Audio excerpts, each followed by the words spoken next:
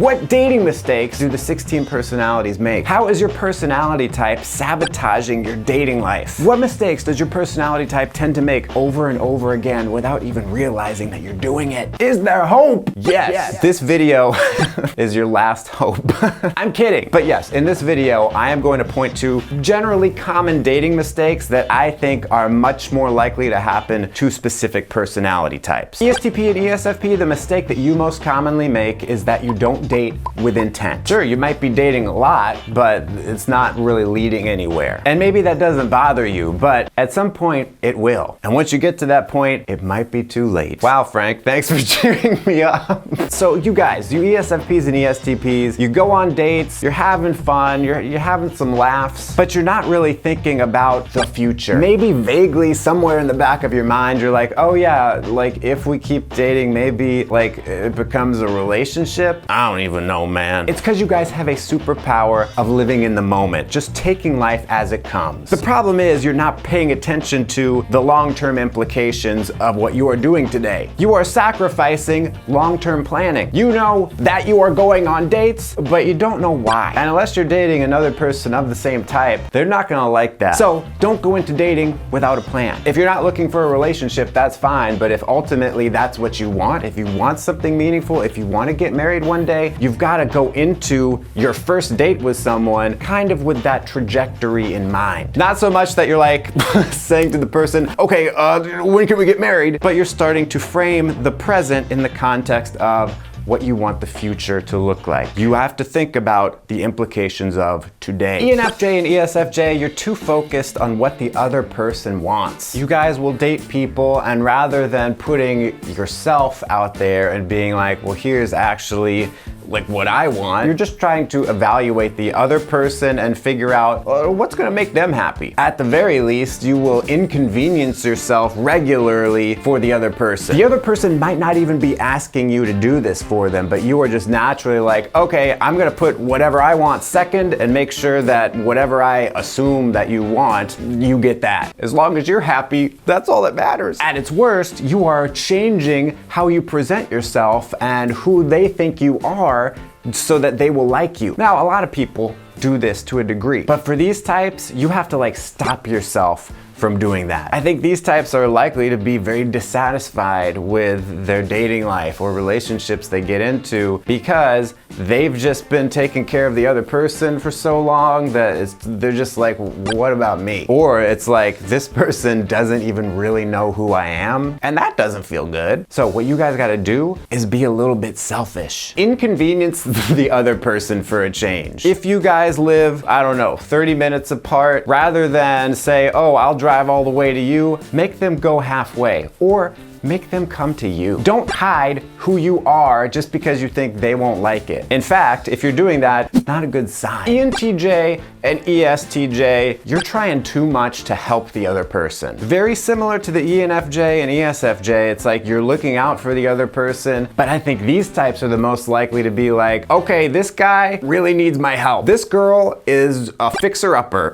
I need to step into this person's life to make sure that they can just like survive. Because despite the reputation these types get for being a little bit mean from time to time, they're actually very self-sacrificing. And because they are thinkers, they are trying to help you piece together your life to make it work. How can we make your life run better? I know, it sounds bizarre. These types are such bosses outside of the dating world, but when they get into a dating scenario, they kind of get attracted to people who don't have their stuff together. Their mind is just on autopilot all the time with, what's the next thing I can find to fix? What's the next thing that needs to be checked off a to-do list? I don't think you do it on purpose. I think you just get like subconsciously drawn towards these people. So break this pattern by letting the losers go. I mean, really, we're talking about boundaries here. Let other people take care of their lives, you take care of your life. ISFJ and ISTJ, you are most likely to overlook red flags. Not only to connect red flags that one person you are dating is throwing up there, but also just like if you see one red flag from one person, to connect it with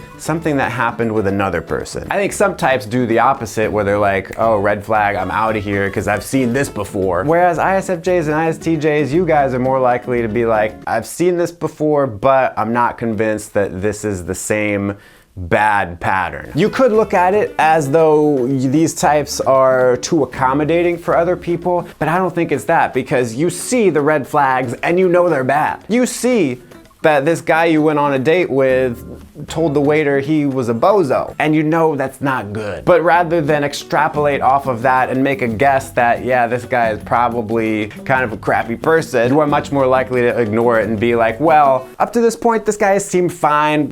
One red flag, everyone has a bad day. These types might even have a bad feeling, a gut feeling about someone, and be like, you know what, I still need some more time to see what's actually going on here. I don't want to just like jump to a conclusion. So for you guys, start jumping to conclusions. I know you don't trust your intuition. That's the problem. So what I gotta suggest to you in the dating world is to trust your gut. You can trust that if you see a pattern developing, that pattern is probably a reflection of reality. ENFP and ENTP, your biggest problem, your biggest mistake is that you're avoiding commitment. I think it's just a basic human thing to have a little bit of fear of commitment depending on what stage of life you're in, but I think for these types, it's like the most chronic thing. Dating can be scary for these types because they don't want to feel boxed in. Now these types think about the future all the time. They're very aware of it, and that's what scares them. Specifically, the ways in which a more committed relationship is going to limit them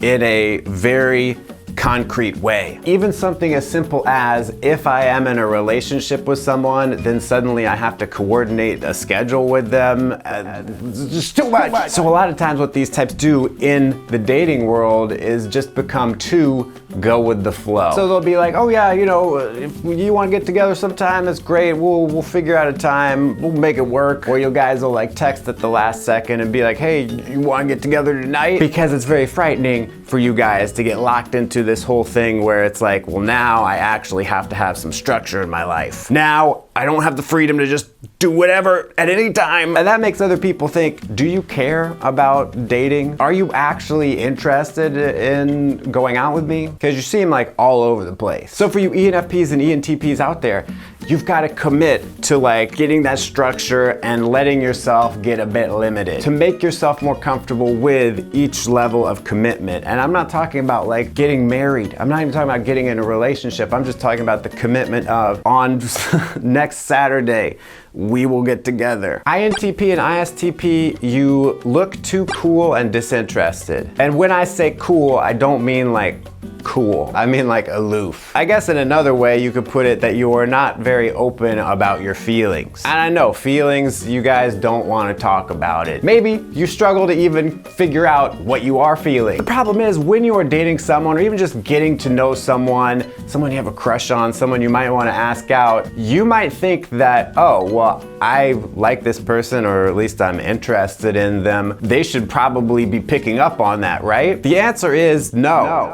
You probably give off the vibe to people that you're interested in that you're not interested. Or let me not even say you give off the vibe. Let me just say you do not give off the vibe that you are interested. So this leaves a lot of people around you confused, confizzled, you might say, as the youths might say. And when people feel like you're not interested, they will become less interested. They will pull away. They don't want to invest their time in that. So ISTPs and INTPs, what you have to do is make sure that you clearly express to people when you are actually interested, when you actually like them. You don't necessarily have to use words. I mean, that's always good, but I know that can also be awkward, especially in the early stages. You don't want to just walk up to someone and say, I like you. You're gonna get a bunch of messages from people being like, Frank, I told people I liked them, and they didn't like that. You led me astray. So it could just be that you make an effort to smile more around this person, to just act generally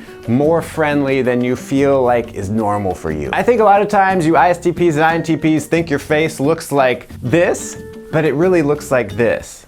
So that's why I say, push it a little bit. Make sure you don't leave people feeling completely in the dark about how you feel about them. INFPs and ISFPs, you are too critical of yourself. The way you prepare for a date is to be like, wow, why would this person want to go out with me? I look dumb. I am terrible. ISFPs and INFPs, you really put a lot of pressure on yourself. You have very, very high standards, and you cannot escape from those standards, unfortunately. And while yes, all the IPs do kind of have this thing going on where they think, yeah, I'm pretty great, it's still not as great as they want to be because you guys are just so focused on yourself. Obviously, this negative self-talk and being overly critical, not only is it gonna make you less likely to like put yourself out there, but it also makes it so that when you start to talk to someone, when you go on a date, you're gonna start leaking out that negativity. Other people are gonna pick up on it. And maybe if you manage to keep it all in on a date, afterwards you're just gonna beat yourself up and be like, that was the worst date ever, they're never gonna wanna see me again, that was terrible, this is the worst day of my life. When really,